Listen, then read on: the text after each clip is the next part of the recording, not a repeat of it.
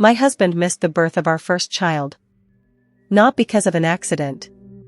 Not because he couldn't get to the hospital. He missed it because he refused to stop watching the FIFA World Cup Final. I never imagined a football match could almost destroy our marriage. Here's what happened. I'm a 28-year-old woman, and my husband is 30.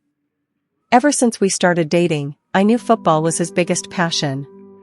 Every 4 years, the FIFA World Cup completely took over his life. Honestly, I didn't mind. I watched matches with him, learned the names of his favorite players, and even surprised him with his favorite team's jersey one Christmas. Seeing him happy made me happy. Then I became pregnant with our first child. Everything about the pregnancy went smoothly until we noticed something unbelievable. My due date was the exact same day as the FIFA World Cup Final. We laughed at first. What are the chances? I asked. But a few weeks before my due date, I became serious. I looked at him and said, "If I go into labor during the final, promise me you'll stay with me." Without hesitation, he smiled. "Of course. You're more important than any football match." I trusted him completely. Then the final day arrived. Early that morning, I woke up with painful contractions. Within an hour, we were driving to the hospital. The doctors confirmed that our baby would probably arrive within the next few hours. At first, my husband was amazing. He held my hand, encouraged me, and tried to make me laugh. Then his phone buzzed. The World Cup final had started. He quietly pulled out his phone and began watching the live match. I looked at him and whispered, "Seriously? Right now?" He smiled awkwardly. "Just the first half. I won't miss anything important." I wanted to believe him.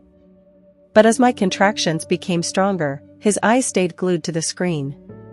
Every cheer from the commentators felt louder than my own voice. Then one of the nurses asked him to step outside for a moment.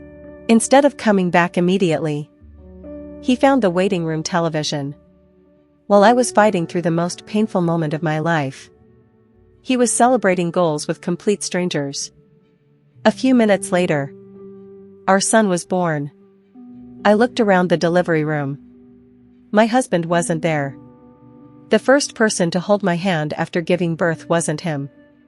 It was the nurse. About 15 minutes later, he rushed into the room, smiling from ear to ear. For one brief second, I thought he was excited because he had become a father. Instead, the first words out of his mouth were, "I can't believe it.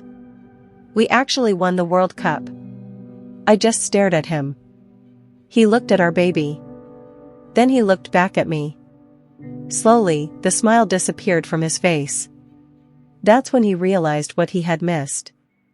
The next morning, one of the nurses quietly asked him, "Were you here when your son was born?" He couldn't answer. He simply lowered his head. After we went home, everything changed. I wasn't yelling. I wasn't arguing. I was just disappointed. Sometimes silence hurts more than anger. Weeks passed. One evening, I came home and found his collection of football jerseys packed inside a box. The television was off. The World Cup recordings had all been deleted. He sat beside me and said, "I can't change what I did. I'll never get that moment back. But I promise I'll spend the rest of my life proving that you and our son will always come first." I cried. Not because everything was magically fixed, but because, for the first time, I knew he truly understood the pain he had caused. Today, our son is 3 years old. Whenever another football tournament begins, we still watch the matches together. But before every big game, my husband picks up our son, smiles at him, and says, "My greatest trophy was never the World Cup. It was becoming your dad." And every time I hear those words, I remember that people can make terrible mistakes. But the ones who truly love you will spend the rest of their lives trying to make things right. So, was I wrong for taking months to forgive him?